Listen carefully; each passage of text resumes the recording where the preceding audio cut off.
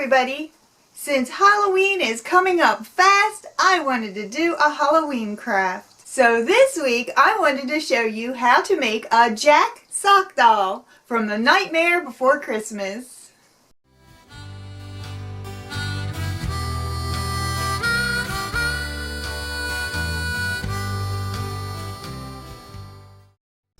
I was looking up Halloween stuff on Pinterest the other day so that I could get inspired for this week's craft. I saw a picture of Jack and I instantly knew that I wanted to come up with a way to make a doll for my daughter Kimberly because she absolutely loves the movie Nightmare Before Christmas. This is going to make the perfect Christmas gift for her. I adore the idea of making sock dolls because it gives us a way to use up those mismatched socks, and it is an easy way for kids to learn how to sew. I tried to make this doll as easy as I could, and that is why I made him look ghostly. Woo! And I didn't give him any legs, and I thought that it would look great sitting on my daughter's pillows on her bed. I can't wait to show you how to make this ghostly sock doll. So let's get started. I will leave a list of the things that you will need down below. The first thing to do is to pick a couple of mismatched socks to be used for the doll. Be sure to pick all white socks, not socks with colored toes. You will also need a rubber band. Use Poly-fil Stuffing to fill the toe part of the sock and stop stuffing it when the head is about the right size. Now get the rubber band and wrap it around the base of the head to form the neck. Use a pair of scissors and cut straight across the bottom to cut the heel off. Next, stuff the bottom part of the sock ghost with stuffing too. We will need pins for this next part. Push this stuffing in and fold the edges of the sock under like this.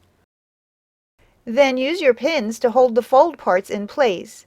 This will make it easy to sew. Thread your needle and knot the end. I like using the blanket stitch for sewing edges together. If you would like a more detailed sewing tutorial, you can check out our ragdoll tutorial. I will leave a link down below. Simply sew along the edge using the blanket stitch. Remove the pins as you go along. Then tie and cut the thread to finish it off. We will use another sock to make the arms. Because this sock had a long top, I cut the top off and then cut it again down the center like this. And because I made two dolls, I used the foot part of this sock for the arms also by cutting off the toe and the heel. I also cut that part down the center. Using your scissors, cut one end on the ends of each piece so that it is rounded. Pick the side that you want to face out and put that side on the inside while you sew it. We will be sewing around the top and down the other side of the arm, leaving the bottom open. Use the back stitch to sew this part.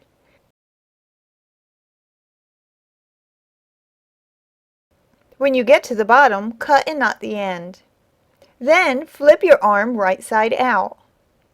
We will be attaching the sleeve to the bottom of the arm, so use your scissors to cut a sleeve out of the black fabric to the length that you would like it, and make the piece wider than the arm. We will be stuffing the arm and sewing the sleeve, so you will need a little extra material. Now use the cut piece to make another sleeve for the other arm. At this point, you should have two sleeves and two arms. Fold the sleeve in half. Sew the sleeve along the edge by using black thread. Again, use the back stitch for this. Now hold the arm up next to your doll so you can see how much you want to stuff it. Stuff it to the size that you want the arm to be. After your sleeve is turned right side out, slide the sleeve over top of the arm, making sure that the seam of the sleeve lines up with the seam of the arm. Once the sleeve is on, tuck the end of the arm and the end of the sleeve under like this. Then sew along the edge like you did with the body by using the blanket stitch. When it is done, hold the arm where you want it on the side of the doll's body and sew it onto the doll. I also use the blanket stitch to sew on the arms. To be sure that the arm is sewed on well, sew both sides of the arm to the body. Do the same thing with the other arm. Now that the doll is done, cut a piece of the black material so that it is wider than the doll and will hang down lower than the doll when the fabric is folded in half. Find the middle of the fabric by folding it in half from top to bottom and then from side to side. Cut a tiny slit so that you know where to cut the neck hole. Cut the hole smaller than the head. You can squish the head to fit it into the hole. Once it is on the doll, fold the shoulder material under on both shoulders. Use your pins to pin each side under the doll's arms. Sew the material down the sides using the blanket stitch. Stop sewing when you get to the bottom of the doll's body. Now we will cut a V in the bottom of the material like this. After the V is cut, cut lines along the edge of the V on both sides of the doll. This will give him a ghostly, misty look. I used a piece of black felt cut in a long strip and wrapped it around the rubber band about 3 times, and then I sewed it. This would keep the head from being so wobbly. It gives it more stability. Let's fix that floppy head. Cut a strip of your felt long enough to go around the doll's neck about 3 times, and as wide as you want the neck. Wrap the felt piece around the neck and then use your needle and thread to sew the neck piece in place. I also used black felt to make his tie, which looks like a bat. It's so cute. This is what the tie is supposed to look like. Use a piece of black felt to about the size you want the tie and cut the wings out of the felt so that it looks about like this. Now cut a small bat head shape that will fit in the center of the wings. Sew the wings and the bat head to the felt on the neck until it is secure. Use your imagination to make your doll unique. I was going to make the face for my grandson's doll a nice and happy face.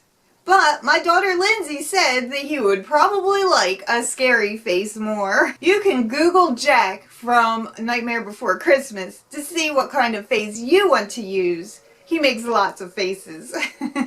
After you find the face you like, use a pencil to lightly draw the face onto the doll. I use acrylic paint to paint the faces on my dolls, but you could use whatever you have handy to make the faces on your dolls. I left some ideas of things that you could use in the description box down below. You will need black for the face and white for the tie. This is the brush that I used to paint the face, but use whatever you have. The acrylic paint went on smoothly, and I think it was a great choice. I used a smaller brush for the tie. Simply paint a white line down each part of the bat's wings. Then paint eyes on the bat face with little white dots for his nose. He is so spooky and cute, just in time for Halloween. I hope you enjoyed watching me make my sock dolls today, and I hope it inspires you to give it a try too. Be sure to check out our Facebook page where you can share some of your most recent crafts with us. Thank you so much for watching and sharing. I love you all, and I'll see you next week with another craft. Bye! Whoa, don't get too high. Ready? We're doing pictures. Get up here. Oh, okay.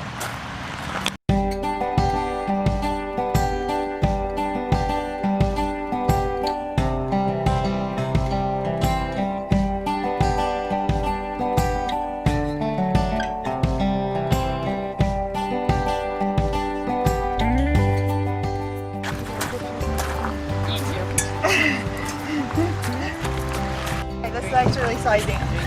3, 2, 1, go.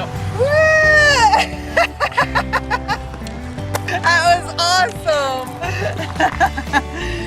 Great. That was exciting. We're awesome.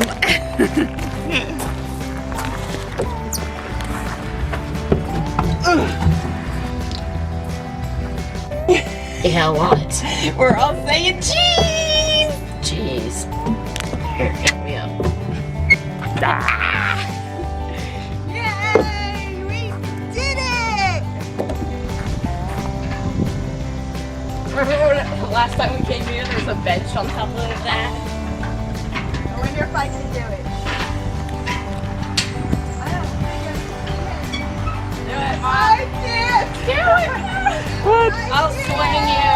I'll swing. American Ninja Warrior! Oh, you can do it. Ready? Oh.